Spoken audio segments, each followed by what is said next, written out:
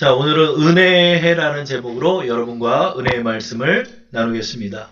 누가복음 4장 18절, 19절의 말씀은 예수님께서 공생의 사역을 시작하실 때 회당에서 많은 사람들 앞에서 이사야서의 말씀을 봉독하시고 이 말씀이 오늘 응하게 되었다라고 선포하시면서 사역을 시작하실 때 선포하신 말씀이 누가복음 4장 18절, 19절의 말씀입니다.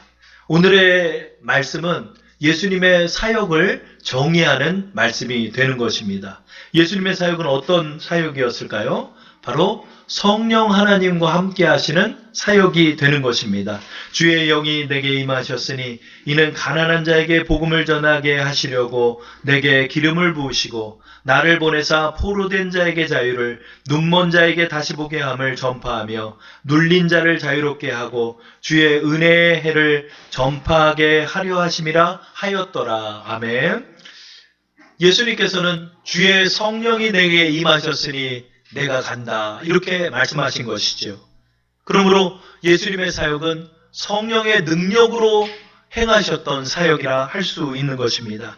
예수님께서 공생의 사역을 다 마치시고 십자가에 못 박혀 죽으셨다가 3일 만에 부활하시고 제자들과 함께 계시다가 하늘로 올라가시면서 제자들에게 약속하신 것도 성령입니다. 내가 하늘로 승천해 올라가면 내가 너희에게 성령을 보내줄 것이다. 너희는 그 성령을 힘입고 성령으로 사역해라 라고 우리에게 말씀하신 것입니다. 그러므로 우리는 이제 성령의 시대를 살고 있습니다. 우리는 예수님이 성령으로 사역하신 것처럼 우리도 성령을 받았기 때문에 성령으로 사역할 수 있는 것입니다. 우리는 이제 성령으로 살아가야 합니다. 그래서 이 사순절 기간 동안 성령 충만함을 입는 사순절의 기간, 성령을 더욱 자세히 아는 사순절 기간, 성령을 잘 배워서 성령님과 인격적인 교제를 나누는 사순절 기간으로 우리는 삼고 있습니다. 오늘의 본문의 말씀은 이 성령 하나님에 관해서 단적으로 설명해주고 그 모든 것을 집약해주는 말씀이라 할 수 있습니다. 누가복음 4장 18절의 말씀을 보면 성령 하나님에 대해서 이렇게 말씀하고 있습니다. 주의 성령이 내게 임하셨으니. 성령은 어떤 성령이죠? 주님의 성령이란 뜻입니다. The Spirit of the Lord라고 말합니다. 주가 누구시죠? 예수님이죠. 그러므로 성령은 그리스도의 영, 예수님의 영, 하나님이 보내신 영이라 할 수 있는 것입니다. 성령의 정의는 바로 그리스도의 영이 되는 것입니다. 성령은 다른 곳으로부터 오는 것이 아닙니다. 성령은 예수 그리스도께서 보내주신 분이 바로 성령 하나님이 되는 것입니다. 이것이 바로 우리 성령이 어디서 출발하셨고 어디서 오셨는지를 알게 하는 것입니다. 성령의 발출은 성부 하나님께이며 성령의 보내심은 성자 하나님께입니다. 다른 곳으로부터 온 영은 성령이 아닙니다. 다른 곳으로부터 온 영은 거룩한 영이 될 수 없는 것입니다. 다른 곳에서 온 영은 무슨 영이죠? 그것은 마귀의 영이고 귀신의 영이고 미혹의 영일 뿐입니다. 다른 곳에서 온 영은 성령이 될 수 없습니다. 성령은 그리스도의 영이기 때문입니다. 또한 성령은 그리스도의 영이시기 때문에 그리스도의 영광을 나타내는 영입니다. 그리스도의 영광을 우리에게 보여주시고 진리를 깨닫게 하는 영이 성령입니다. 성령은 다른 것을 위해 온 것이 아닙니다.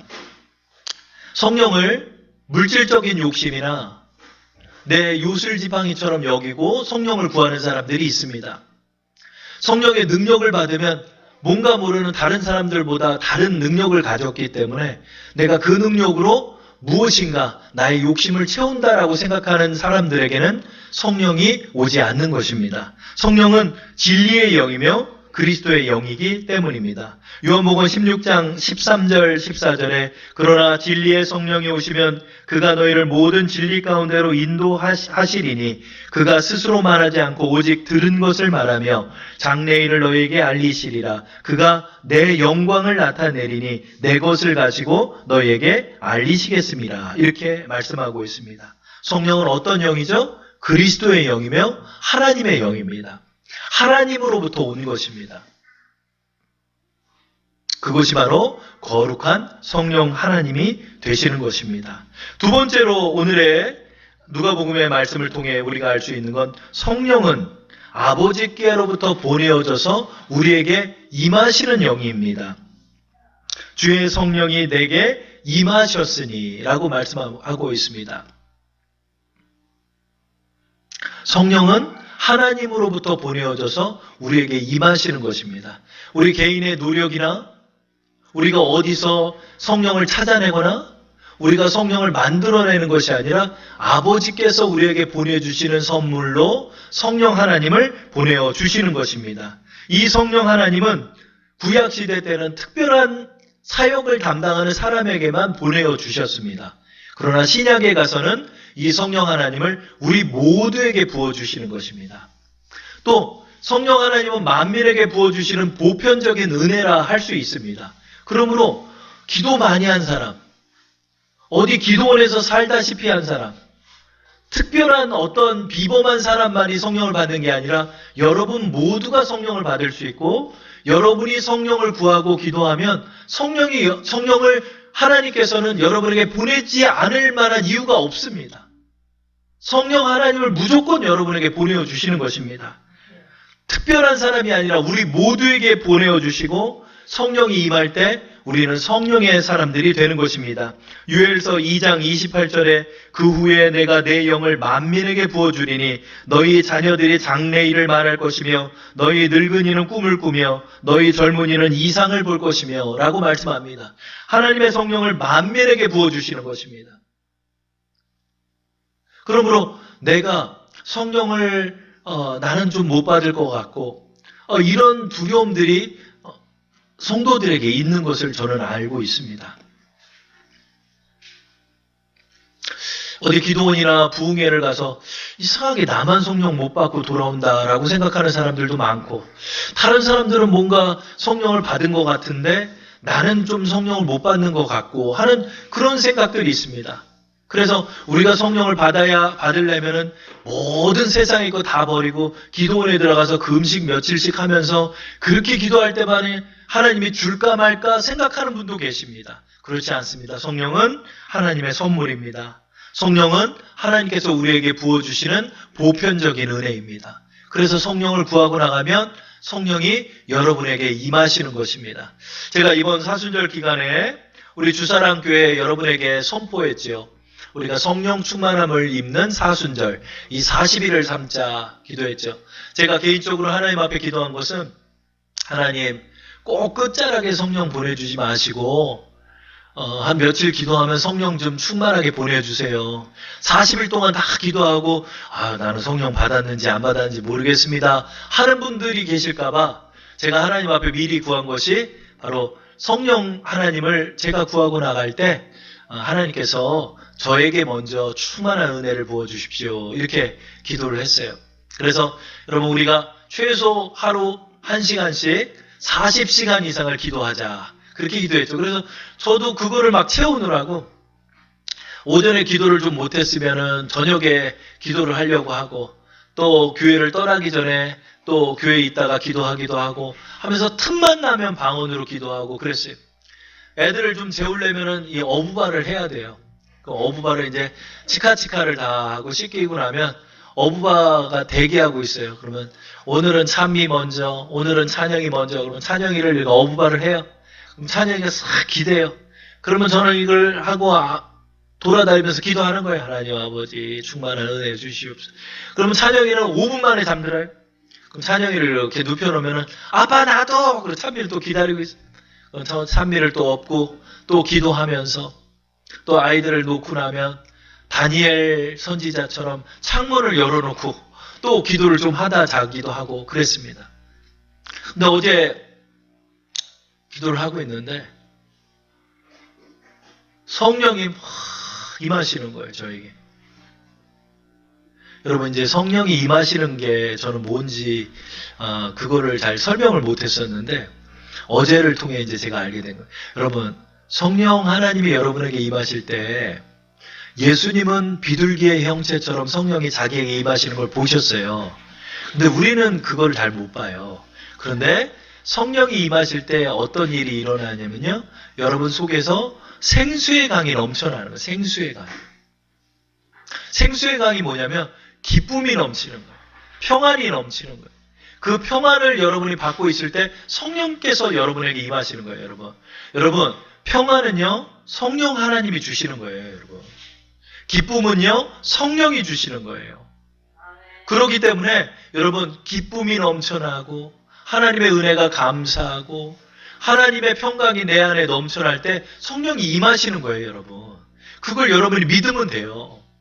성령이 지금 이 자리에도 여러분에게 지금 임하시고 계신 거예요. 성령께서 운행하시는 거예요.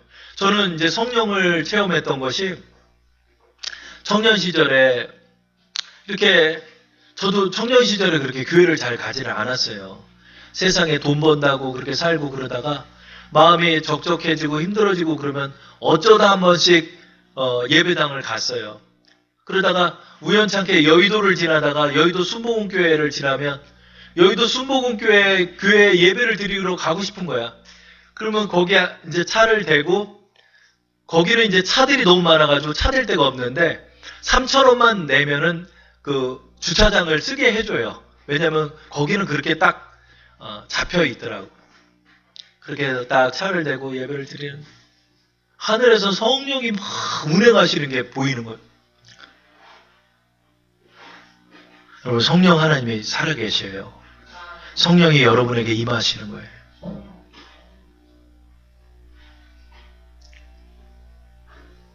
성령은 여러분 모두에게 주세요. 며칠만 기도하면 하나님 성령 주시는 거예요. 기도의 문이 열려요.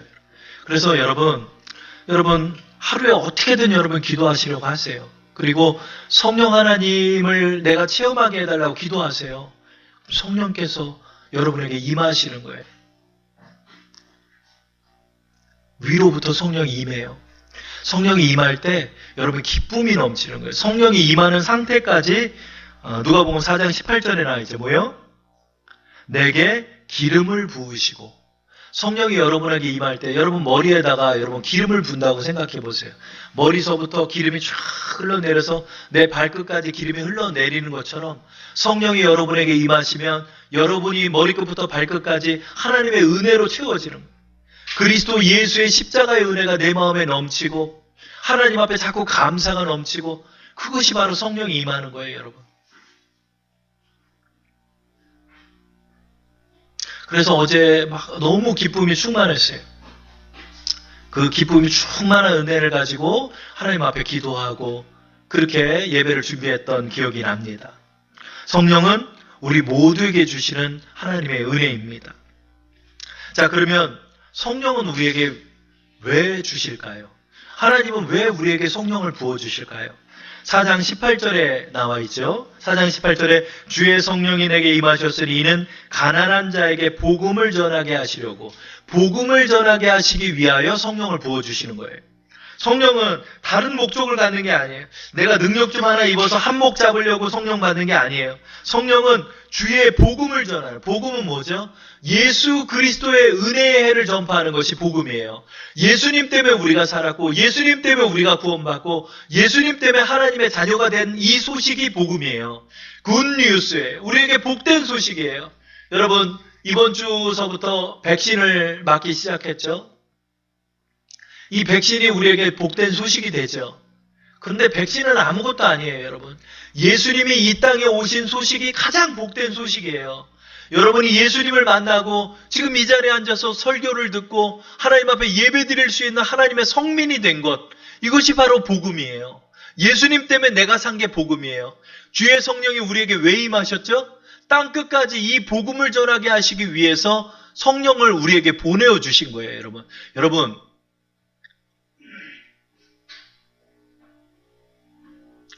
성령을 우리가 받았다는 것. 여러분, 이건 놀라운 거예요, 여러분.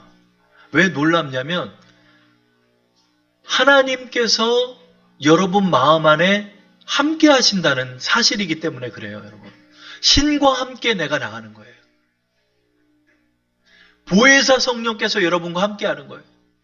여러분을 도와주시는 성령이 여러분 안에 계시는 거예요.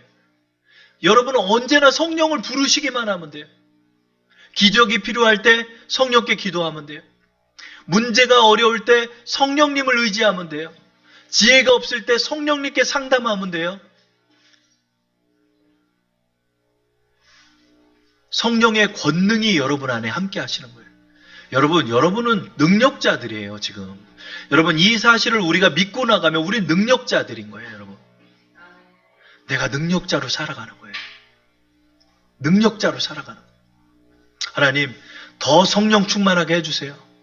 제가 중풍 맞은 사람들 그냥 다 기도해 주게요. 하나님, 병든 사람들 내가 다 기도해줘 고치게 해주세요. 하나님, 땅 끝까지 이르러 하나님의 비전을 이루는 사람이 되게 해주세요. 여러분 육신에 속해서 그렇게 몇십 년 살다 그렇게 허망하게 죽는 인생이 아니에요, 여러분. 여러분을 위해 큰 놀라운 하나님 나라가 예비된 사람들. 여러분이 죽고 나면 여러분의 육체는 땅에 묻어서 썩어지지만 여러분의 영혼은 성령의 손을 붙잡고 하나님 나라로 이르는 거예요, 여러분. 성령의 거룩한 영이 여러분을 하나님 나라로 이끄시는 영이 되는 거예요. 여러분, 그 성령이 지금 여러분 안에 계세요. 여러분이 이걸 믿고 나가는 거예요. 여러분이 이걸 체험하고 나가는 거예요. 그럴 때 하나님의 기적이 임하는 거예요.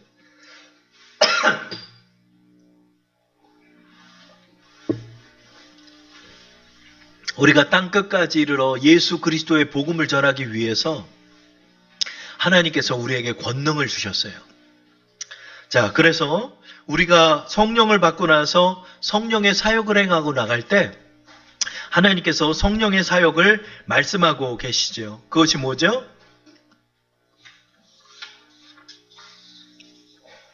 바로 나를 보내사 포로된 자에게 자유함을 준다는 거예요. 포로된 자에게. 여러분, 세상 사람들 좋은 차들 끌고 다니고 돈 잘 벌고 인생 누리고 그렇게 살아간다라고 생각하지만 영의 눈으로 바라보면 전부 다 포로된 자들이라는 거예요. 여러분, 우리가 이것을 봐야 돼요. 우리 믿는 자들이 하나님 앞에 기도하고 나갈 때 이 세상 사람들이 포로된 자라는 거예요. 어디에 포로됐죠? 바로 눈에 보이지 않는 영, 사단 마귀에게 포로된 영혼들로 살아가는 거예요. 온 세상은 하나님을 믿지 않는 불신으로 무장하고 있어요. 어떻게든 예수 그리스도를 믿지 못하게 하는 세태로 흘러가고 있는 거예요. 그 가장 대표적인 것이 바로 인본주의예요. 우리 인간이 모든 것을 이룰 수 있다는 사고, 우리 인간의 과학주의가 모든 것을 이룩할 수 있다는 문명주의, 그 인본주의의 바탕에 바로 물질주의가 있는 거예요. 이 세상에서 내가 돈 잘 벌고 내가 이 세상에서 모든 행복을 누리고 살 수 있다라고 생각하는 그 사고들, 그 배후에는 악한 영들이 존재하는 거예요. 이 세상은 인본주의로 흘러가는 것이 아니라 하나님이 주관하고 계시다는 거예요. 그런데 세상 사람들은 이 불신에 사로잡혀서 살아가고 있어요. 하나님을 믿지 못하게 하고 있는 거예요. 인간 중심주의, 현세주의, 무신론적 우상에 사로잡혀서 온 세상을 살아가고 있어요. 여러분, 세상을 보세요, 여러분. 너무 안타까워요. 여러분, 우리 이것을 봐야 돼요. 다들 어디로 가는지 모르겠어요. 다들 이 세상 사람들이 지금 멸망을 향하게 가고 있는데도 그걸 모른 채 포로로 살아가고 있는 거예요. 붙잡혀서. 죄악의 포로로 살고 있어요, 여러분. 세상은 음란한 영에 사로잡혀서 음란을 추구하고 또 쾌락의 영에 사로잡혀 쾌락을 추구하고 살아가고 있어요. 온갖 죄악의 노예가 돼서 살아가고 있어요.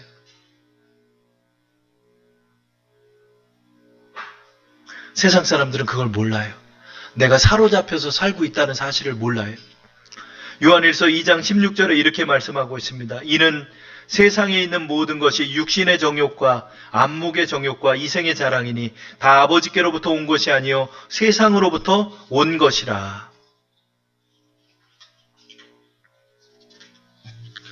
육신의 쾌락과 이생의 욕망과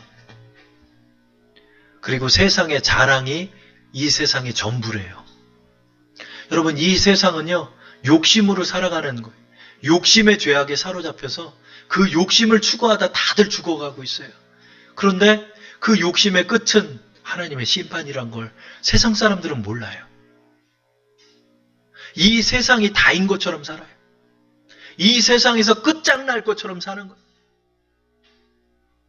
온 세상 사람들이 돈 되는 거에 혈안이 돼서 거기에 모두 다 몰리고 있어요. 근데 여러분, 이 모든 것이 포로된 자에게 우리가 자유를 선포하기 위해서 우리는 성령을 받는다는 사실이에요. 여섯 번째로 세상에서 우리가 할 사역이 있다는 거죠. 그게 뭐죠? 세상의 사람들은 눈먼 인생을 살고 있다는 거죠. 그 눈먼 자들에게 눈을 뜨게 해야 되는 거예요. 눈먼 자에게 다시 보게 함을 전파하며. 여러분, 세상은 진리를 보지 않는 장님들이에요. 세상의 진리를 몰라요. 그러나 세상 사람들은 모든 걸 다 볼 수 있다라고 생각해요. 슈퍼 망원경을 통해서 저 우주의 끝을 보려 해요. 초미세 현미경을 통해 세포의 핵까지도 발견할 수 있어요. 그러나 세상 사람들이 보지 못하는 게 있어요. 그게 뭐죠? 진리예요. 무엇이 진리일까요, 여러분? 무엇이 진리일까요? 여러분, 이 세상 살아가다 그냥 죽게 되면 먼지처럼 사라지는 게 진리일까요? 아니면 정말 하나님이 살아계실까요? 여러분, 성령이 우리에게 임하신 이유는 바로 이것을 보게 하기 위해서예요. 이것을 우리에게 보여주시는 거예요. 여러분, 우리의 눈에 보이지 않지만 이 세상의 배후에는 이 세상을 지배하는 악한 영들이 존재하고 있다는 거예요. 그 악한 영들은 세상의 모든 사람들을 끌어다가 함께 지옥으로 떨어지려 하고 있어요. 모든 사람들을 예수 그리스도를 믿지 못하게 하기 위해서 혈안이 돼 있는 거예요. 온 귀신의 역사가 그러해요. 에베소서 6장 12절에 우리에게 말씀하죠. 우리의 씨름은 혈과 육을 상대하는 것이 아니요 통치자들과 권세들과 이 어둠의 세상 주관자들과 하늘에 있는 악의 영들을 상대함이라. 여러분, 하늘에 악한 영들이 존재하고 있는 거예요. 그 악한 영들은 여러분 눈에 보이지 않아요. 근데 그 악한 영들은 여러분에게 진리를 보지 못하게 하는 거예요. 악한 영들은 아무것도 무서워하지 않아요. 돈 많은 사람, 권력 가진 사람 무서워하지 않아요. 이 악한 영들이 돈 많은 사람들을 정해줘요. 악한 영들이 권력을 잡게 해줘요. 그러나 악한 영들이 두려워하는 것이 하나 있어요. 그게 바로 예수 그리스도예요. 예수 그리스도가 진리이기 때문에 예수 그리스도를 만나지 못하게 하고 예수 그리스도를 보지 못하게 하는 것이 그 목적이에요. 여러분, 사단 마귀는 여러분 부자 되고 여러분 떵떵거리고 이 세상에서 행복하다 하고 이 세상에 온갖 호사 누리는 거 다 하라고 해요. 다 하라고 그래요. 권력 잡게 해줘요. 권력을 잡을 수 있게끔 지혜도 줘요. 그러나 단 하나, 예수 그리스도를 보지 못하게 해요. 온 세상을 공포에 떨게 했던 사람이 하나 있었죠. 그것이 바로 독일의 히틀러였습니다. 그 히틀러를 통해 독일의 나치가 나오고 이 나치를 통해 전 세계가 전쟁에 휘말리게 됐죠. 근데 히틀러가 죽기 전에 이런 말을 남겼대요. 그 히틀러는요,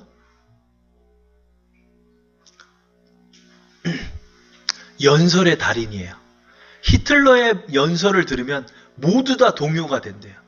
그의 강렬한 언어와 그의 강렬한 제스처, 그의 확신에 찬 눈빛, 이 모든 것을 통해 나치가 정권을 잡게 한 사람이 바로 이 히틀러이죠. 근데 히틀러가 그런 얘기를 했대요. 자기가 연설이 떠오르지 않고 어떤 연설을 할지 잘 모르고 있을 때 자신의 귀에 음성이 들렸대요. 자기는 그 음성을 따라서 말만 하면 사람들이 나에게 열광하고 나를 찬양하고 나에게 투표를 찍었다라고 말해요. 여러분, 세상에 악한 영들이 존재하고 있는 거예요. 세상에 악한 영들이 세상 사람들의 눈을 멀게 했어요. 그런데 여러분, 우리가 성령을 받고 성령을 통해서 눈이 트이는 거예요. 성령이 우리에게 임하시니까 온 세상이 하나님의 영광으로 가득한 것이 보이는 거예요. 여러분, 온 세상의 이 나무들과 이 자연들이 무엇을 위해 만들어진 줄 알아요? 바로 하나님의 영광을 드러내는 거예요. 나무님이 쫙 바람에 흔들리는 거예요. 나무님이 바람에 흔들리는데 그 나무들이 여호와 하나님을 찬양하고 있더라고요. 온 새들이 짹짹짹짹 지저거요. 요즘은 봄 날씨가 돼서 얼마나 등산하기도 좋고 그래요, 여러분. 새들이 쫙 울리는데 그 새 소리들은 여호와 하나님을 찬양하는 소리들이더라고요. 여러분, 성령이 여러분에게 임하시면 여러분이 눈을 뜨게 되는 거예요. 여러분이 보고 있는 게 다가 아니에요.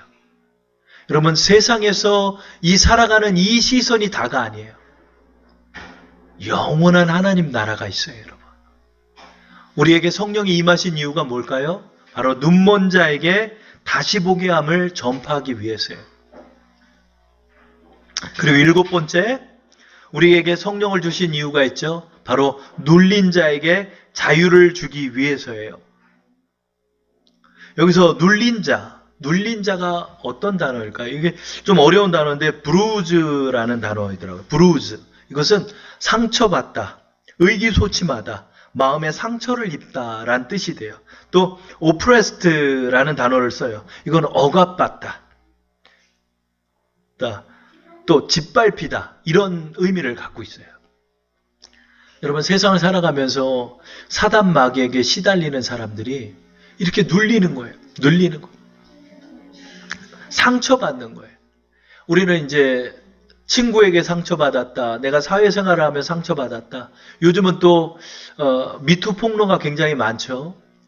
내가 초등학교 때 내가 이런 상처를 받았다. 그 사람들은 평생 그 상처를 받고 살아가는, 자꾸 그게 뇌리에서 떠오르고 그 잔상들이 지금 현실을 살아가는 나에게까지 영향을 미쳐서 그 사람을 의기소침하게 만들고, 어떤 사람은 집 밖에를 몇 년 동안 나가지를 못하고, 어떤 사람은 깊은 우울감에 빠져 살고, 그렇게 고통을 받고 사는 거예요. 심지어 어떤 사람은 목숨을 끊기까지 해요. 왜죠? 이 상처받은 영혼들이 있다는 거예요. 우리에게 성령을 주신 이유는 이 상처받은 영혼에게 바로 자유를 주기 위해서라는 것입니다. 세상 사람들은 지금 우울증과 정신병과 심한 스트레스와 압박감과 또 알 수 없이 내 마음을 짓누르는 조롱과 사람들의 비난, 또 개인의 상처, 각종 장애, 낮은 자존감, 이런 것에 시달리고 사는 거예요. 여러분을 누가 괴롭히고 있을까요? 여러분을 누가 괴롭히고 있을까요? 여러분을 누가 고통에 처하게 할까요?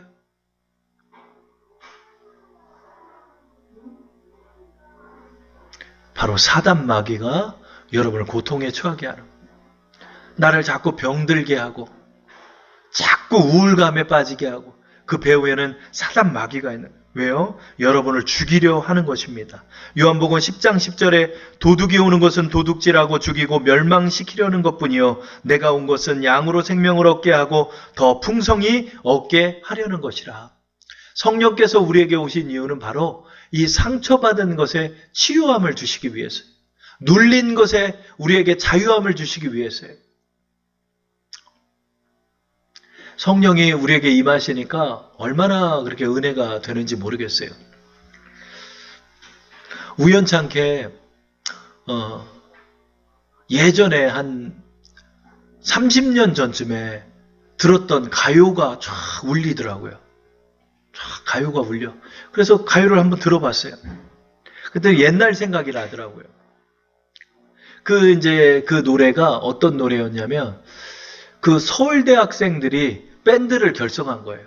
밴드를 결성해서 대학가요제에 나온 그대에게라는 노래예요. 거기서 공부 제일 못하는 사람이 서강대 나왔어요. 근데 노래를 불렀는데 대학가요제 또 대상까지 받은 노래예요. 한때 우리가 굉장히 좋아했던 노래였죠. 근데 그 노래를 제가 듣고 있는데 성령께서 저를 30년 전으로 데려가시더라고요.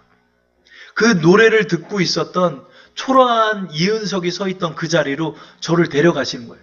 근데 저는 그 노래를 듣는데 그 자리로 제가 가니까 초라했던 저의 모습이 느껴지는 거예요.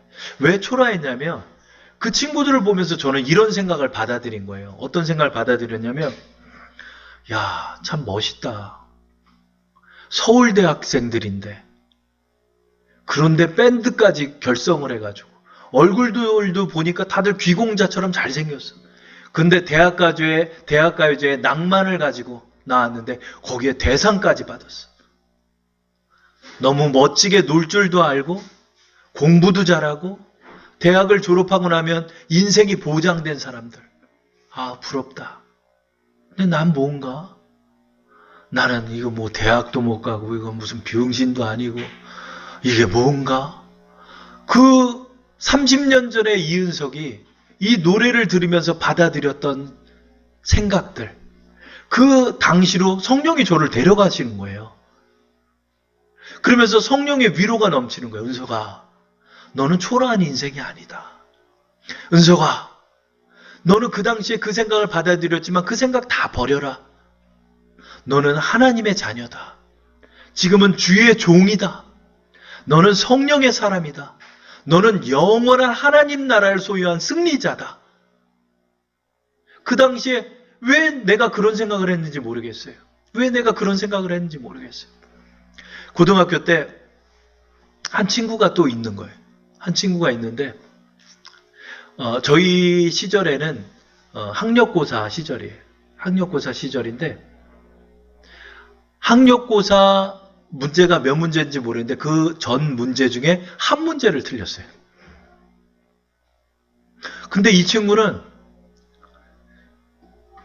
쌈 잘하는 일진들하고도 친구고 공부 잘하는 범생이들하고도 친구고 좀 못 나가고 하는 그 친구들도 품어줄 줄 알고 성격도 좋고 엄마 아빠는 약사고 학력고사 한 문제 틀려서 서울대 법대 들어가고 모든 사람을 아우르는 친구가 되고 너무나 우상 같은 친구인 거예요. 어쩜 저렇게 멋있지? 어쩜 저렇게 인생을 멋지게 살지? 근데 그 친구를 바라보는 저를 이렇게 바라보는데 너무 또 초라한 거예요. 그 고등학교 시절로 성령께서 저를 또 데려가는 거예요. 그 노래가 울려 퍼지는 3분 동안 저는 많은 시간을 보고 있었어요. 그 초라했던 3년을 저는 보고 있었던. 근데 그 3분여의 노래가 흐르는 그 시간 동안 성령께서 저를 위로하는 거예요. 저는 그 성령의 생각을 받아들이면서 살아나고 있었어요. 하나님 감사합니다. 저의 고등학교 3년 시절에 그 암흑 같았고 지옥 같았던 그 시간들, 그것을 성령께서 단 3분 만에 저를 치유하시는군요. 저는 이제 초라한 이은석이 아니라 우울했던 제가 아니라 하나님의 나라를 소유한 자로서 하나님의 사명을 감당하는 청지기로서 내 인생을 그렇게 받아들입니다. 이번 한 주 동안 저에게 그런 치유가 임하는 시간들이었어요. 여러분, 성령이 여러분에게 임하시면 성령이 여러분을 상처받았던 그때로 다 데려가시고 그래서 여러분을 고쳐주시는 거예요. 뿐만 아니라 상처받은 영혼들을 품게 하셔서 그들을 위하여 기도하게 하시고 그들의 상처도 여러분이 고치는 거예요.